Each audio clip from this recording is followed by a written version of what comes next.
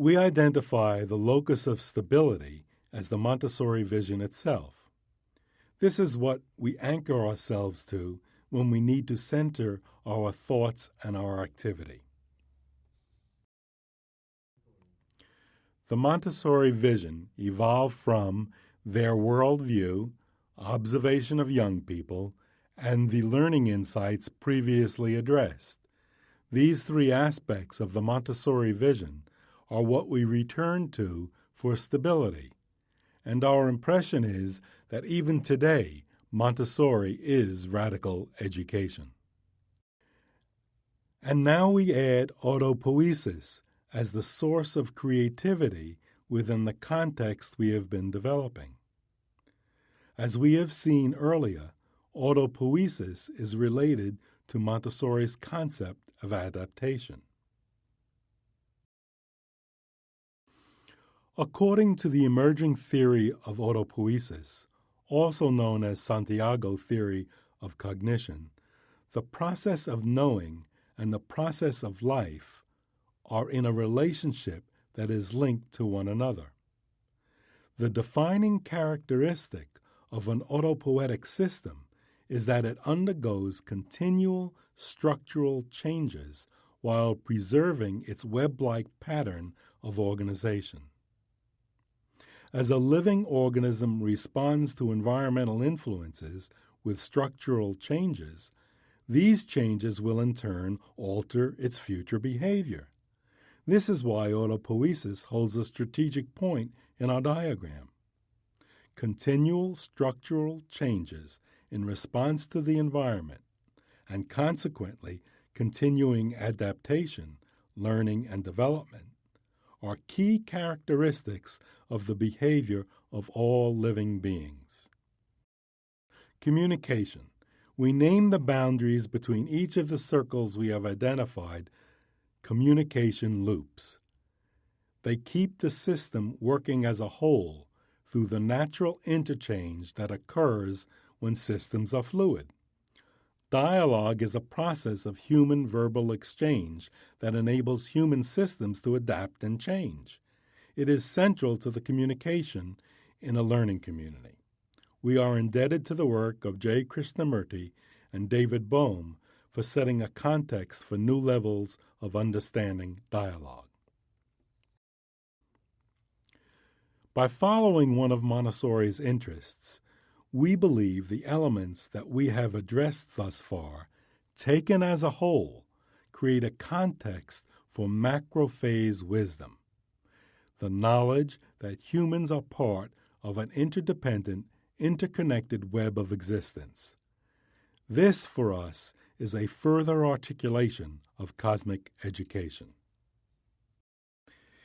To explore macrophase wisdom in more detail, we will look at cosmogenesis, microphase wisdom and macrophase power, the great work, ecocosmology, and ecozoic education.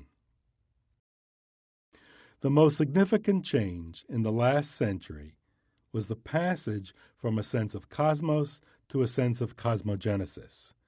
We began to understand the evolution of the cosmos. Now, time is experienced as an evolutionary sequence of irreversible transformations. The sequence is mirrored in the humans as sensitive periods or developmental sequences that allow the child to learn and acquire skills with ease.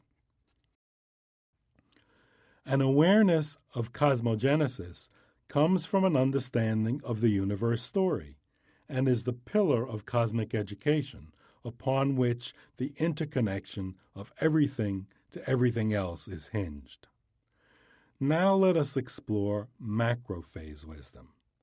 Through that unique comprehension of the universe story, we help the child build a context for macrophase wisdom. Mathematical cosmologist Brian Swim charges that during the last 2 centuries, humanity has become a macrophase power, able to determine the destiny of all life on Earth, but we still retain microphase wisdom, the inability to see the whole picture.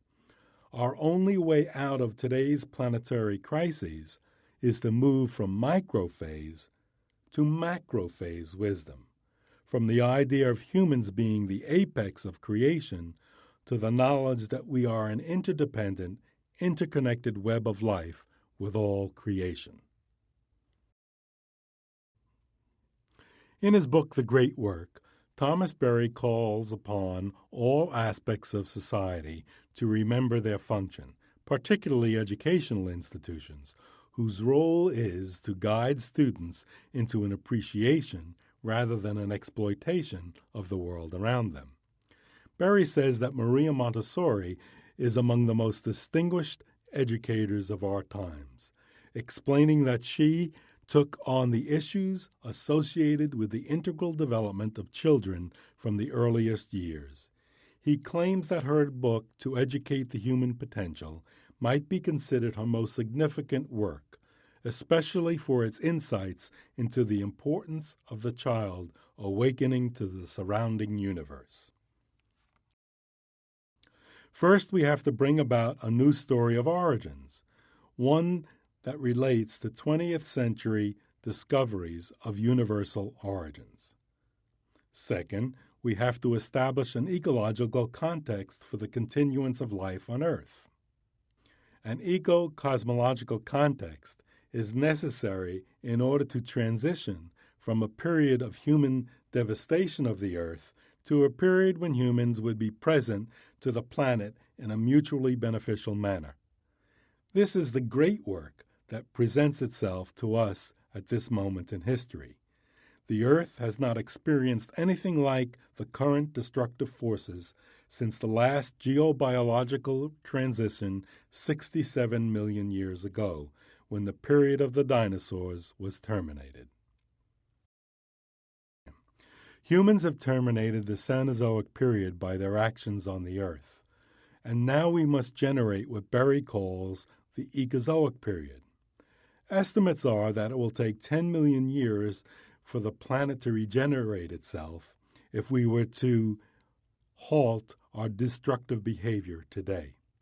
And Berry explains that the great work now, as we move forward in this millennium, is to carry out the transition from a period of human devastation of the Earth to a period when humans would be present to the planet in a mutually beneficial manner. The map that we have been developing identifies what we believe are essential elements of the Montessori approach. However, this map is based on discerning the aspects of an ecosystem as a metaphor for creating human systems. The symbol itself is based on an ecological model that demonstrates the systemic relationships between interacting elements in the Earth's processes.